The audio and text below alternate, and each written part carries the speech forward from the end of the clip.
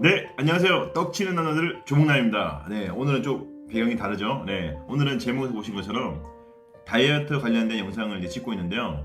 다른 거 특별한 거 없이 밥만 먹고도 한 달에 10kg를 감량할 수 있다. 믿으실 수 있어요?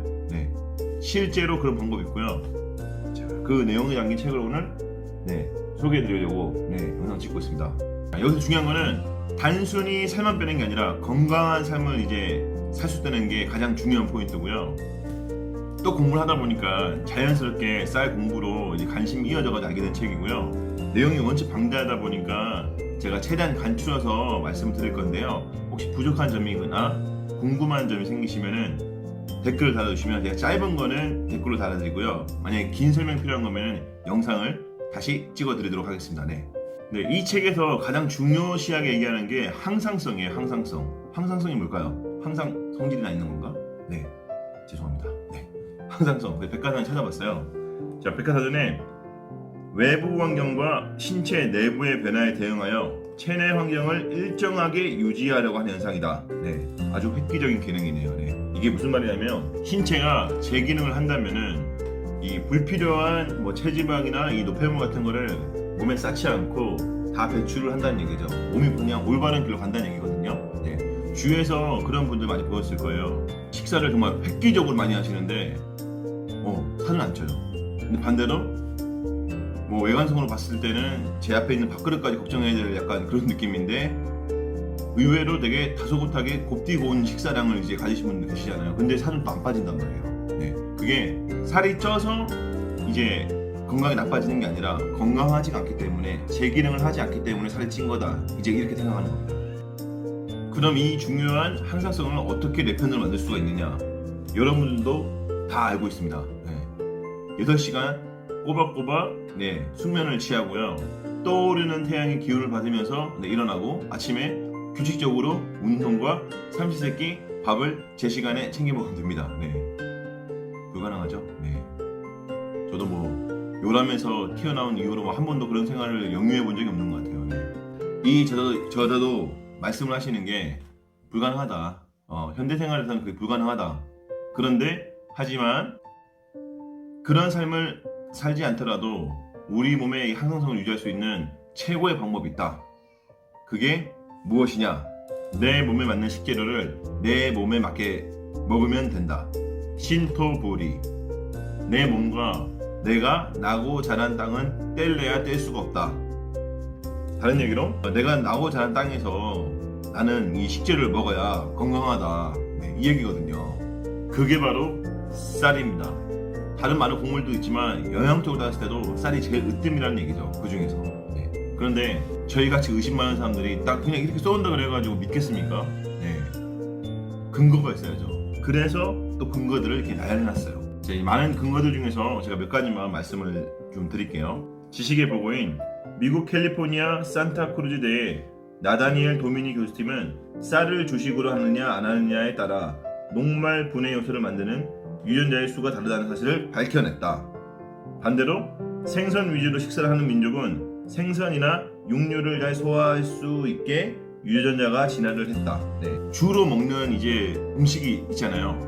아주 오랜 역사 동안 그게 몸이 그렇게 맞게끔 진화를 한 거예요.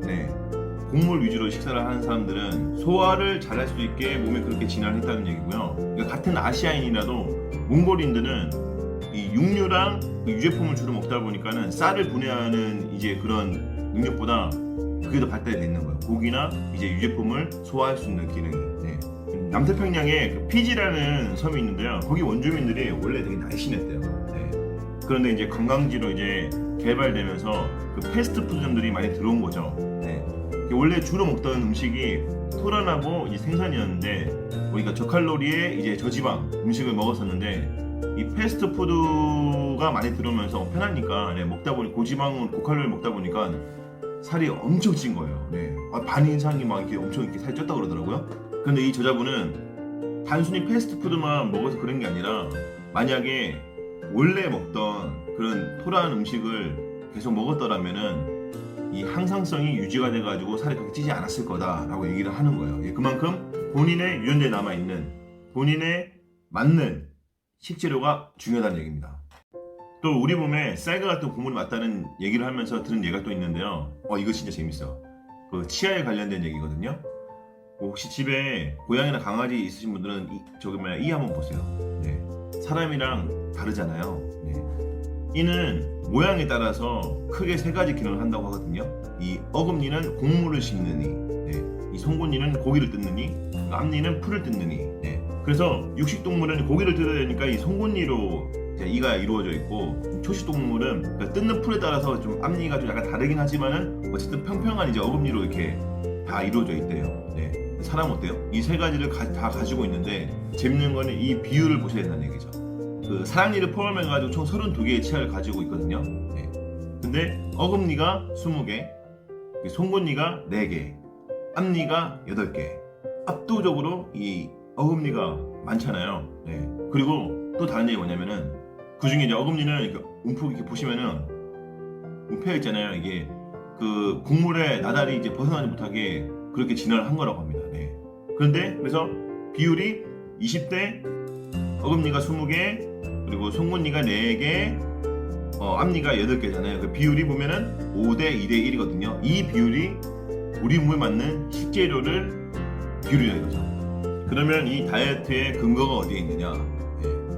우리나라는 이제 곡물 생활을 굉장히 오래 하다가 육류 생활을 한 지는 사실 크게 얼마 안 된 거예요. 네.